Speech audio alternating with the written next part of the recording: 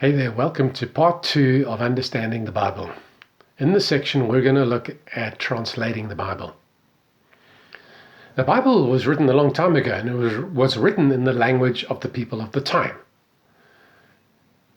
The Old Testament was written in Hebrew, with a few exceptions, some chapters in Ezra and Daniel, and one verse in Jeremiah, which were written in a language called Aramaic, which was a popular language of the ancient world. The New Testament was written in Greek. Now, you and I don't have to read the Bible in Hebrew, Aramaic, and Greek. We can read the Bible in English because it's been translated from the original languages into English. Bible translation has quite a history, but this is not time for the history lesson. What I do think we need to understand is the approaches that scholars have followed as they've translated the original text into our language. This explains why there are so many different translations and revisions, and why it can be helpful to read several translations when studying the Bible. Your first trip to a bookstore to buy a Bible can be confusing. You can see just shelves and shelves of Bibles. KJV, NKJV, ESV, NIV, NLT. Why are there so many different translations? And then there's revisions of translations. And you ask, what is the best translation?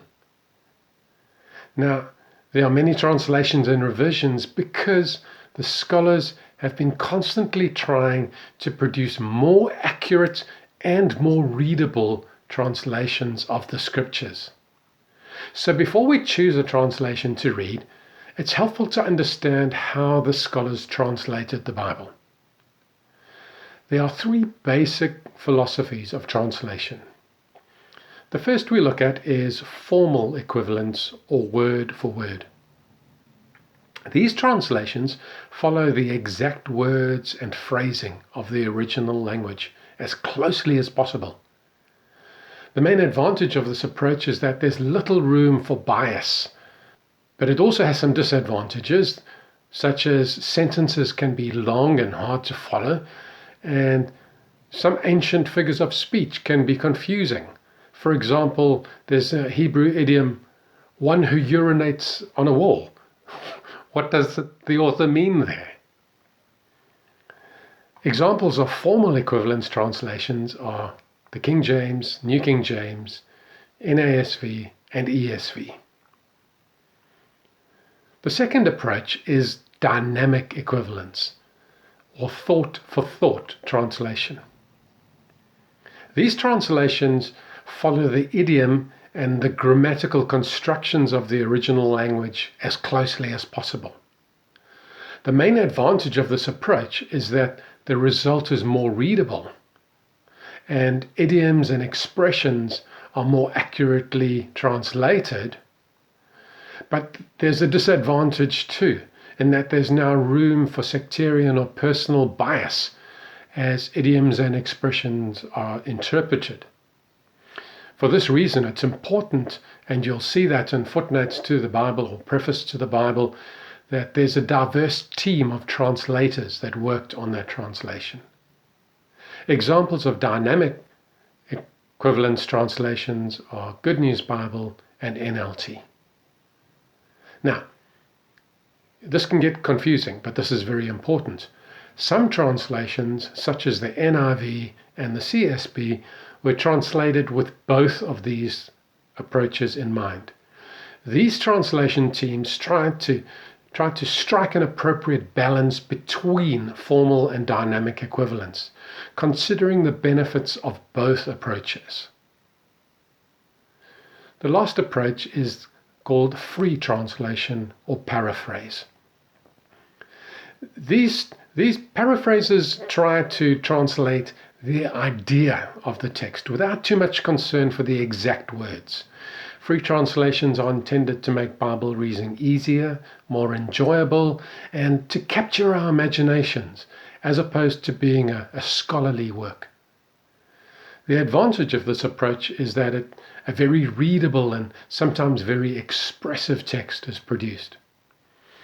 But the main disadvantage is that this approach leaves significant room for sectarian or personal bias, where the idea being expressed is not 100% clear.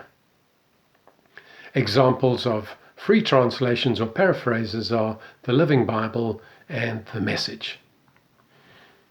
Now, all of these approaches have their place, and different people prefer different approaches and different translations.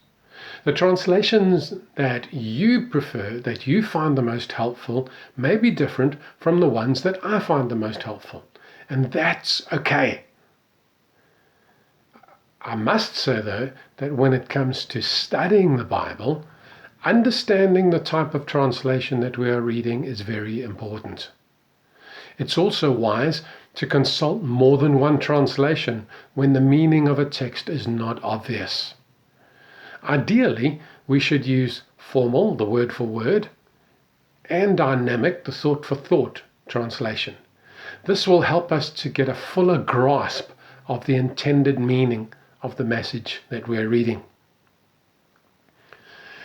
Now, unfortunately, even with all of this scholarly effort, some texts are still hard to interpret. Sometimes the ancient language or the expressions used are not absolutely clear. In this case, translators will often include a footnote to indicate that there's more than one possible meaning. Now, we are not only privileged to have a range of great translations available, but we also have other study tools which help us with these difficult texts. The more traditional study tools are books that were written by scholars. Bible dictionaries help us to better understand words that don't have a matching modern word. Bible handbooks give us helpful background information to put texts into their historical and their cultural contexts. Concordances help us to find where certain words are found in the Bible text. This is very helpful when we want to know all that the Bible says about a subject. And study Bibles are special editions of different translations with useful study tools included in the book. Nowadays, we have a great selection of digital Bible resources as well. We have digital Bibles, very popular ones being YouVersion and Olive Tree Bible Study. These make the Bible very portable. You can install them on your phone, on your tablet, on your laptop. They make the Bible searchable. You can search for certain words and phrases. Then we have websites such as Bible Hub and Bible Gateway. These give us access to many translations, plus they're also searchable, and sites such as Bible Hub also link the verses to a wide range of commentaries. Study programs such as eSword for Windows and MySword for Android provide a great study environment. They offer us Bible texts in different translations, as well as Hebrew and Greek dictionaries and a range of commentaries.